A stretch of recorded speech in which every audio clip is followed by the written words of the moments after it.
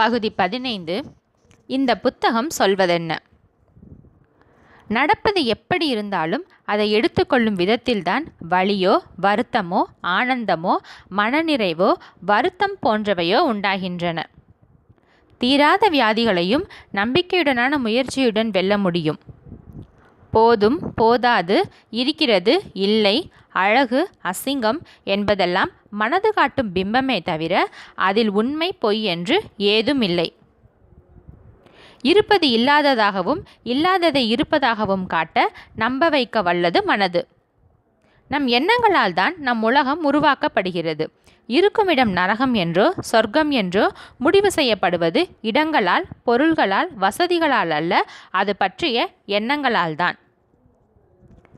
Purpose, awareness மற்றும் flexibility ஆகிய மூன்றும் வெற்றிக்கு உதவுபவை என்று NLP சொல்கிறது.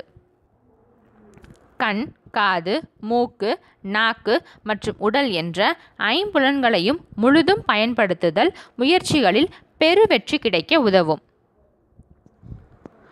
ஒருவருடன் இருக்கும் இணக்கம் என்ற ராப்போ என்பது இரண்டு இதயங்களுக்கு இடையேயான இணைப்பு பாலம் போல. இணக்கம் இருந்தால் உரையாடல், பரிவர்த்தனை எல்லாம் சுலபமாக முடியும். முயன்று ராப்போ உருவாக்க இயலும். அதற்கு சில வழிகள் இருக்கின்றன. மனதிற்கு இரண்டு பகுதிகள், ஆழ்மனம் என்ற நமக்கே தெரியான வலிமையான பெரும் பகுதி மற்றும் வெளிமனம் என்ற நமக்கு தெரிந்த சிறிய பகுதி. ஆழ்மனம்தான் முதலாளி போல. ஆழ்மனது எடுக்கும் முடிவுகளே இறுதியானவை. ஆழ்மனதை நெருங்க ஒருவர் வெளிமனதை தாண்டி செல்ல வேண்டும். டிரான்ஸ் என்ற மயக்க நிலையில், ஹிப்னடைஸ் என்ற அறிதுயில் நிலைகளில் வெளிமனதை தாண்டி ஆழ்மனதிடம் செய்திகள் பரிவர்த்தனை செய்யலாம், மாற்றங்கள் உருவாக்கலாம். எவராலும் வெளி உலகத்தை, மனிதர்களை உள்ளது உள்ளபடியே புரிந்து கொள்ள முடியாது.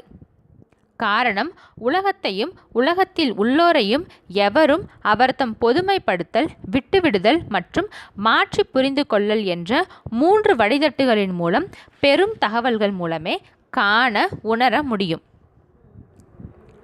ரெட்டிகுலர் ஆக்டிவேட்டிங் சிஸ்டம், சுருக்கமாக RAS எனப்படும் ஒரு வலை ஒருவருக்கு கிடைக்கும் தகவல்கள் அனைத்தையும் தடுத்து உயிர் வாழ அவசியமான, புதுமையான, சுவாரஸ்யமான மற்றும் உணர்வு தொடர்பானவற்றை மட்டுமே அவரது கவனத்திற்கு கொண்டு போகிறது. இதன் காரணமாக சிலவற்றை பார்க்காமலும் கேட்காமலும் உணராமலும் போகும் வாய்ப்புகள் உண்டு. நம்புவதை நடைபெற வைக்க ஆழ்மனதானது அதனால் ஆனது எல்லாவற்றையும் செய்யும். ஆகவே நம்பிக்கை அவசியம். நாம் எதிர்பார்த்து நம்புவது எதையும் ஆழ்மனதால் செய்து கொடுக்க முடியும். ஆழ்மனதின் சக்தி அபாரமானது. கொடும் நோய்களில் இருந்து மரணத்தை கூட ஆழ்மனதால் தள்ளி வைக்க முடியும்.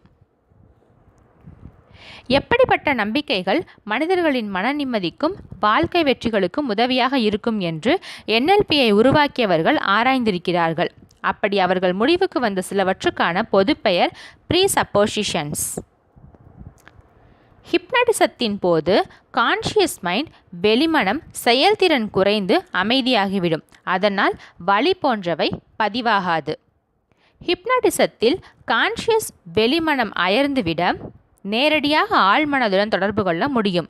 விவரங்கள் கேட்கலாம், தெரிவிக்கும், பரிந்துரைகள் செய்யலாம், எதிர்ப்பின்றி ஏற்றுக்கொள்ளும். நாம் மதிக்கும், வியக்கும் ஒரு நபரிடம் உள்ள ஏதாவது ஒன்று அல்லது இரண்டு அம்சங்களை தேர்வு செய்து அந்த விஷயத்தை எவரும் பெற முடியும் என்கிறது NLP. அஃபர்மேஷன் என்றால் தனக்கு வேண்டியவற்றை ஒருவர் அவரே அவரிடம் உறுதியாக சொல்லிக்கொள்வது. நான் முழு ஆரோக்கியத்துடன் இருக்கிறேன், எனக்கு வெற்றி கிடைக்கும், என் முயற்சிக்கு பலன் உண்டு என்பது போல எதை வேண்டுமானாலும் சொல்லிக்கொள்ளலாம். அஃபர்மேஷன்கள் நேர்மறையானதாக இருக்க வேண்டும், தவிர உறுதியாக கிடைக்கும் என்பது போல இருக்க வேண்டும். NLPயினால் கிடைக்கும் பலன்களுக்கு பெயர் டிரான்ஸ்ஃபர்மேஷன்ஸ், மாற்றங்கள். உரையாடல்களால் போன்ற மிக எளிய வழிமுறைகள் மூலம் ஆழ்மன புரோகிராம்களை மாற்றி 30 முதல் 45 நிமிடங்களுக்குள் பிரமிக்கத்தக்க மாற்றங்களை வல்லுநர்கள் உண்டாக்குகிறார்கள். பிறர் மீது குற்றம் காண்பது, பழி சொல்வது ஆகியவற்றை விட்டுவிட்டு என்ன செய்ய வேண்டும் என்று சிந்தித்து இலக்கு நிர்ணயித்து செயல்பட்டால் வெற்றி நிச்சயம். பின் இணைப்பாக கொடுக்கப்பட்டுள்ள ஆங்கரின் சிறுகதை. கதையின் பெயர் சாமிநாதன். புரொஃபசர் செந்தில்நாதன் வகுப்பை முடித்துவிட்டு காரில் ஏறிய போது செல்போனில் டிங் என்று ஒரு சத்தம். வாட்ஸ்அப்பில் செய்தி. ஃபோனை எடுத்து பாஸ்வேர்டை கோலம் போடுவது போல எண்களின் மீது சுட்டுவிரலால் இழுத்துவிட்டு திறந்து ஃபோனின் மேல் பகுதியை புத்தகத்தால் தள்ளுவது போல தள்ளி வாட்ஸ்அப் இருக்கும் பகுதிக்கு நகர்ந்தார். வரும் புதன் இரவு இந்தியா வருகிறேன். வியாழன் அன்று உங்களை சந்திக்க விரும்புகிறேன். இயலுமா? நன்றி, ராஜன் ரங்கராஜன். ஓ, ராஜனா? ஏன் இந்தியா வருகிறார்? பிரச்சனை தீரவில்லையோ என்று யோசித்தபடி ராஜனின் புகைப்படத்தை ஆள்காட்டி விரலால் தட்டி பெரிதுபடுத்தி பார்த்தார். புதிய போட்டோவில் ராஜன் மலர்ச்சியான முகத்துடன் தான் தெரிந்தார். நம்மை பார்க்க வேண்டுமென்று கேட்கிறாரே, ஏன் என்று யோசித்தபடியே காரை கிளப்பாமல் அப்படியே செல்போனில் இருந்த காலண்டர் பக்கத்தை புரட்டினார். வரும் வியாழன் என்றால் 15ஆம் தேதி. வரிசையாக காலை 9 மணி முதல் மாலை 7 மணி வரை வேலைகள் குறிக்கப்பட்டிருந்தன. வெள்ளிக்கிழமையை பார்த்தார். மதியம் 2 முதல் 4 வரை அப்பாயின்மெண்ட் ஏதும் இல்லை, ஃப்ரீ தான். ஒரு நாள் தள்ளி வெள்ளிக்கிழமை பார்க்கலாமா? மெசேஜ் அனுப்பினார். மீண்டும் ஒரு டிங். வெள்ளிக்கிழமை ஸ்ரீரங்கத்தில் ஒரு வேலை இருக்கிறது. அதற்காகத்தான் இந்தியா வருகிறேன். வியாழன் இரவு ராக்ஃபோர்ட் எக்ஸ்பிரஸுக்கு டிக்கெட் எடுத்திருக்கிறேன். பகலில் சென்னை வேலைகளை முடிப்பதாக திட்டம். அப்படியே உங்களையும் பார்த்து விடலாம் என்றுதான் கேட்கிறேன். நன்கு வளர்த்து மருத்துவம் படிக்க வைத்த ஒரே மகனை படிப்பை முடிக்கும் முன்பே டைஃபாய்டு அரக்கனுக்கு பலி கொடுத்தவர் ராஜன். அதிர்ச்சியை தாங்கிக் கொள்ள முடியாமல் 2 மாதங்கள் வீட்டிலேயே முடங்கி கிடந்தவர். இந்தியா வருகிறேன், ஸ்ரீரங்கம் போகிறேன் என்றெல்லாம் எழுதுகிறாரே, என்ன விஷயமாக இருக்கும்? யோசித்தபடியே டைப் அடிக்காமல் வாய்ஸ் மெசேஜாக, நாம் இருவரும் சந்தித்து பேச வேண்டும், அவ்வளவுதானே. தினமும் காலை 6:30க்கு வாக்கிங் போவேன். வியாழனன்று நீங்களும் வருகிறீர்களா? நடந்தபடியே பேசிவிடலாம். 6:30 இருந்து 8 வரை உங்களுக்கு சரிதானா என்று பேசி அனுப்பினார். பதிலுக்கு ராஜனிடமிருந்து வாய்ஸ் மெசேஜ். தாராளமாக. வியாழன் காலை 6:30க்கு எங்கே வர வேண்டும்? பெசன் நகர் பீச், வேளாங்கண்ணி சர்ச் முன்னால் சந்திக்கிறோம். நிச்சயமாக. காரை கிளப்பினார். அவர் கண்கள் சாலையில் இருந்தாலும் மனதிற்குள் ராஜன் பற்றிய சின்ன டாக்குமெண்ட்ரி படம் ஓடியது. முழு பெயர் ராஜன் ரங்கராஜன். வயது 48. திருச்சி அண்ணாலய RECயில் படித்தவர். கொல்கத்தா IIM. பிரில்லியன்ட் என்பது ராஜனை பொறுத்தவரை சாதாரண வார்த்தை. இந்திய சராசரி உயரம். அடர்த்தியான ஆனால் முக்கால்வாசி நரைத்துவிட்ட கோரை போன்ற தலைமுடி. குறுகிய தாடையெங்கும் பரவியிருக்கும் பெப்பர் சால்ட் நிற தாடி. பளபளக்கும் மெல்லிய ஃப்ரேம் கண்ணாடி. 20 ஆண்டுகளுக்கு முன்பு சிங்கப்பூர் நிறுவனத்தில் வேலைக்கு சேர்ந்து பிரமாதமாக முன்னேறி மனைவியையும் 5 வயது மகனையும் அங்கே அழைத்துச் சென்றவர். பின்பு வேலையை விட்டுவிட்டு சொந்த கம்பெனி ஆரம்பித்து வளமாக வாழ்பவர். மகன் சாமிநாதன் விரும்பிய மருத்துவ படிப்பு படிக்க வைத்தார். அப்பாவை விட உற்சாகமானவன் மகன் சாமிநாதன். படிப்பில் மட்டுமல்ல, விளையாட்டுகளிலும் குவிஸ் போன்றவற்றிலும் சூரப்புலி. பல்வேறு நாட்டு நண்பர்கள். சென்ற ஆண்டு விடுமுறையில் தனியாக ஒரு முறை திருச்சி வந்துவிட்டு சிங்கப்பூர் போனவனுக்கு காய்ச்சல். மருத்துவம் 4ஆம் ஆண்டு என்பதாலும் மருத்துவம் கற்றுத்தரும் பேராசிரியர்களுடன் பழக்கம் என்பதாலுமோ என்னவோ சாமிநாதன் ஆரம்பத்தில் அசட்டையாக இருந்து தானே மருந்து சாப்பிட்டிருக்கிறான். பின்பு என்ன காய்ச்சல் என்று தெரியாமல் சில நாட்கள். பிறகு அது டெங்குவா அல்லது மலேரியாவா என்றெல்லாம் சோதனைகள். இறுதியாக அது டைஃபாய்டு என்று தெரிய வந்தபோது கிருமிகள் வலுவாகிட்டிருந்திருக்கின்றன.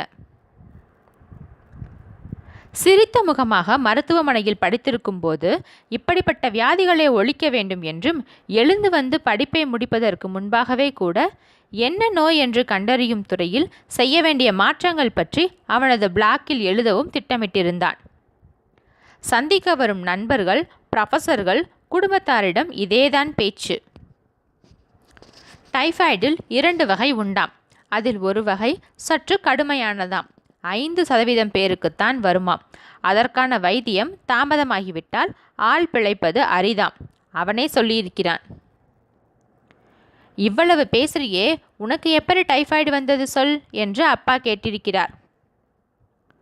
திருச்சி போயிருந்தேன்ல, ரோட்டு கடையில் ஃப்ரெண்ட்ஸோட பரோட்டா சாப்பிட்டேன், அங்கே தான் மாட்டியிருக்கேன். அது எப்படிடா, அதான் என்று கரெக்டான்னு சொல்கிற? இன்ஃபெக்ட் ஆகி கரெக்டாக 21 நாள் தான் அது வேலையை வெளியில் காட்டும்.